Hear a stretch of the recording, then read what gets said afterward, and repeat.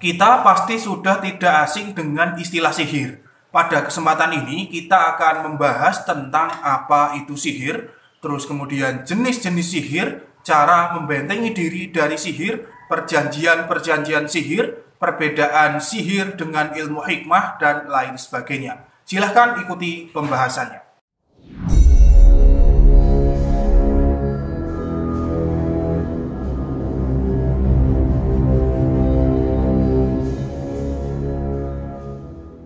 Bismillahirrahmanirrahim. Assalamualaikum warahmatullahi wabarakatuh. Alhamdulillah wa syukurillah wa ni'matillah. La hawla wa la quwata illa billah. Selamat datang, selamat berjumpa kembali para pemirsa sekalian di channel Spiritual 21, investigasi supranatural tanpa batas.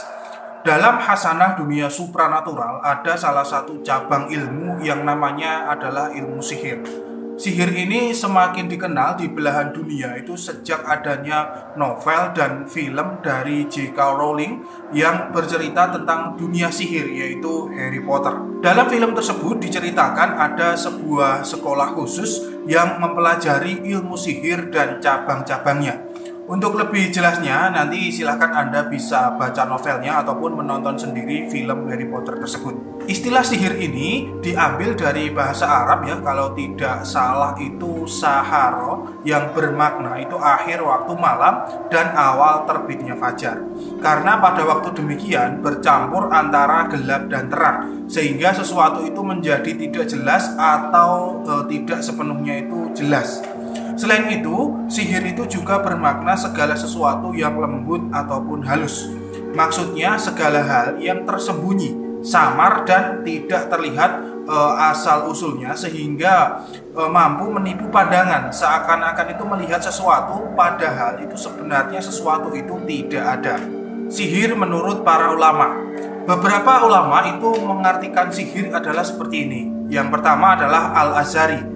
Menurut Al-Azhari, sihir itu adalah perbuatan yang dilakukan dengan mendekatkan diri kepada setan dan meminta bantuan dengannya. Kemudian yang kedua menurut Al-Baydawi, sihir itu adalah hal-hal yang mendapatkannya itu dibutuhkan penyembahan kepada setan, di mana manusia tidak sanggup melakukannya. Yang ketiga menurut Imam Al-Qurtubi, sihir yaitu mengelabuhi pandangan dengan cara menipu, seperti seseorang yang melihat fata morgana dari kejauhan dan ia itu mengira seolah-olah itu adalah air. Yang keempat menurut Imam Al-Qurmani, menyebutkan sihir itu adalah perkara ataupun hal yang menyalahi adat kebiasaan dan bersumber dari jiwa yang jahat tetapi tidak mustahil untuk dikalahkan.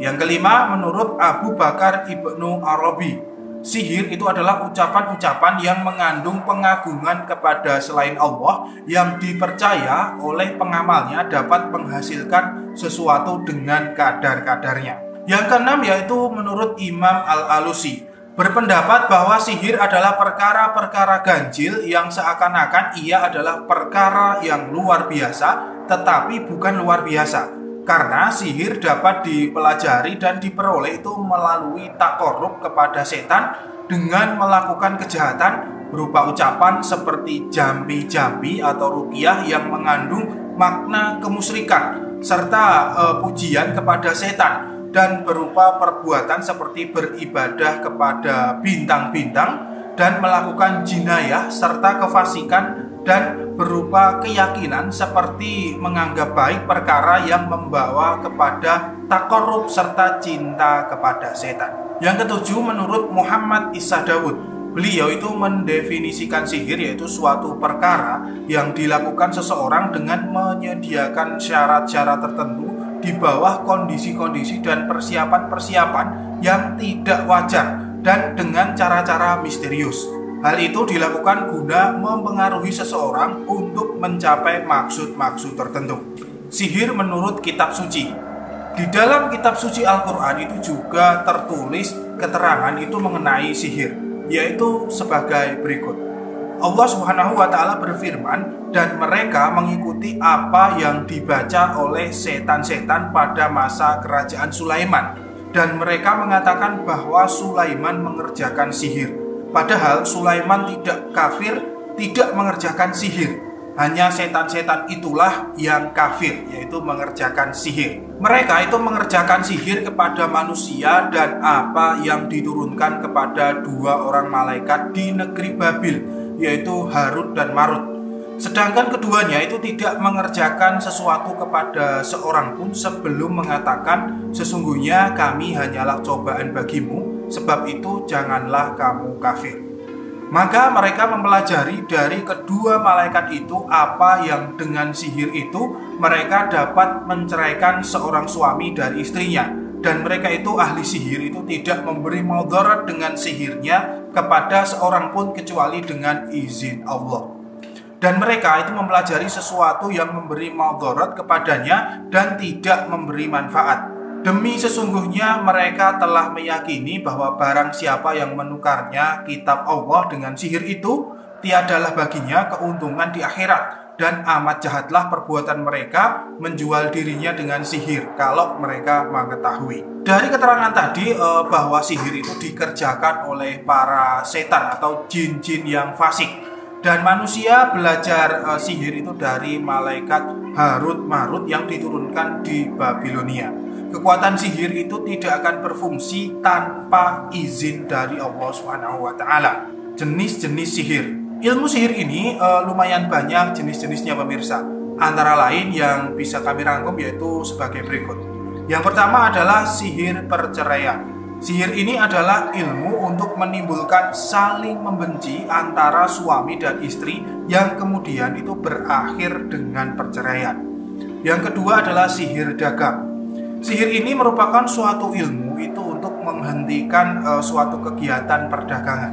Artinya menimbulkan citra buruk pada suatu tempat perdagangan sehingga menimbulkan banyak kerugian dan kemudian itu menjadi bangkrut. Yang ketiga adalah sihir jodoh. Sihir ini adalah salah satu ilmu itu untuk menutup jalan jodoh seseorang. Contohnya, orang yang kena sihir ini akan lama sekali mendapatkan jodoh. Yang keempat adalah sihir penyakit. Sihir jenis ini adalah salah satu ilmu sihir untuk membuat seseorang menjadi sakit. Sakit tersebut terlihat seperti sakit medis, yaitu contohnya nyeri pada kaki, tangan, pinggang, atau bagian tubuh yang lainnya. Namun penyakit tersebut sulit diobati dan datang di waktu-waktu tertentu saja. Biasanya sihir ini melibatkan perjanjian-perjanjian dengan jenis-jenis jin tertentu. Kalau di Indonesia itu biasanya disebut dengan istilah santet. Yang kelima adalah sihir rahim. Sihir ini merupakan suatu ilmu itu untuk memerintah atau mengutus jin untuk menutup dan menyumbat saluran telur dan menghalangi sperma sang suami untuk masuk ke dalam saluran telur tersebut sehingga bisa dikatakan mandul dan tidak punya anak. Dan selain itu semua masih banyak sihir-sihir yang lainnya yang kesemuanya itu membuat manusia rugi dan hancur hidupnya. Sihir-sihir ini tersebar di seluruh dunia, di seluruh negara ini ada yang namanya ilmu-ilmu sihir. Hanya mungkin penamaannya itu berbeda-beda di setiap tempat. Perjanjian-perjanjian sihir. Di dalam menjalankan ilmu sihir yang sangat kuat itu mereka para penyihir biasanya mengadakan perjanjian-perjanjian gaib dengan bangsa jin. Perjanjian tersebut yaitu si tukang sihir itu akan memberikan apa saja kepada si jin atau makhluk gaib tersebut. Namun jin tersebut juga harus membantu si penyihir itu untuk menjalankan aksinya. Ini adalah salah satu contoh surat perjanjian tukang sihir dengan 4 jin dan diperkuat oleh jin ifrit. Silahkan bisa lihat di samping saya ini. Nah, setelah disepakati perjanjian tersebut, maka si penyihir itu tidak boleh melanggarnya pemirsa. Apabila tukang sihir melanggar perjanjian tersebut, maka keempat jin itu akan menyiksa si penyihir, mungkin itu dengan membuat kedua matanya buta. Atau bahkan bisa saja si jin tersebut meneror atau membunuh tukang sihir itu. Nah, perjanjian-perjanjian semacam ini kalau di Nusantara itu dikenal dengan istilah yang namanya pesugihan atau ngipri atau nyupang. Hanya saja dalam ritual pesugihan itu tidak perlu memakai surat seperti ini, namun langsung dengan ijab qabul yaitu dengan ucapan sumpah. Maka dari itu orang yang terlanjur melakukan pesugihan akan sangat sulit sekali untuk untuk lepas dari jeratan pesugihan tersebut. Perbedaan ilmu hikmah dengan sihir, sebenarnya itu sangat mudah sekali membedakannya pemirsa.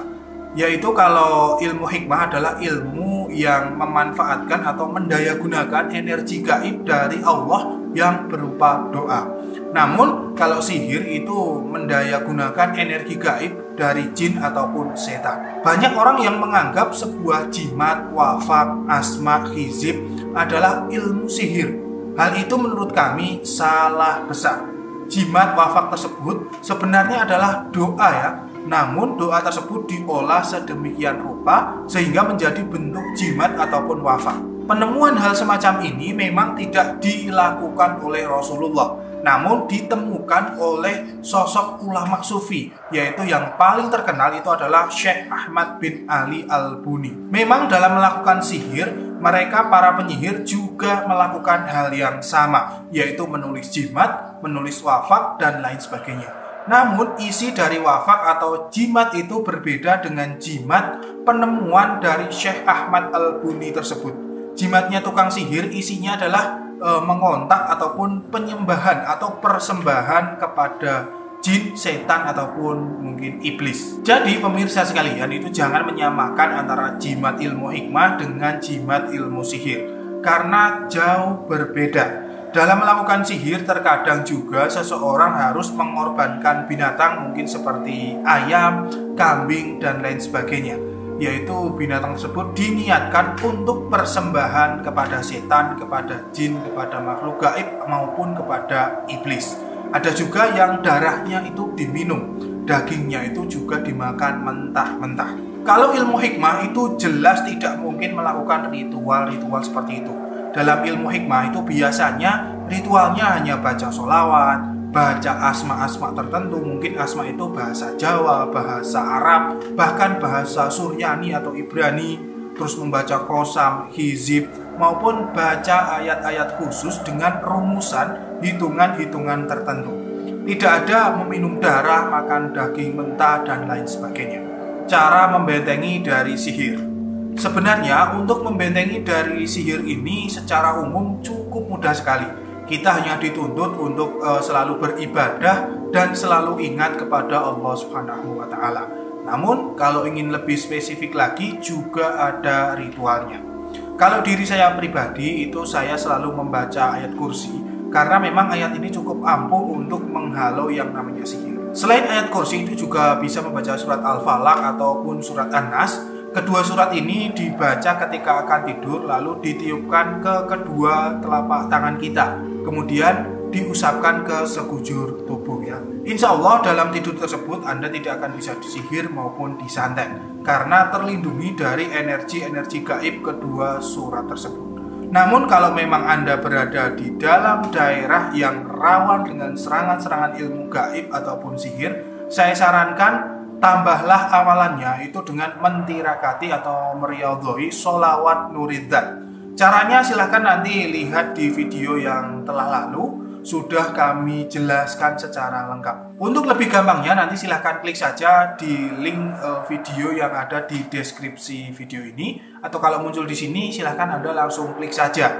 Anda simak video tersebut, lalu langsung bisa Anda amalkan tata caranya. Itu sesuai petunjuk dalam video yang saya jelaskan itu.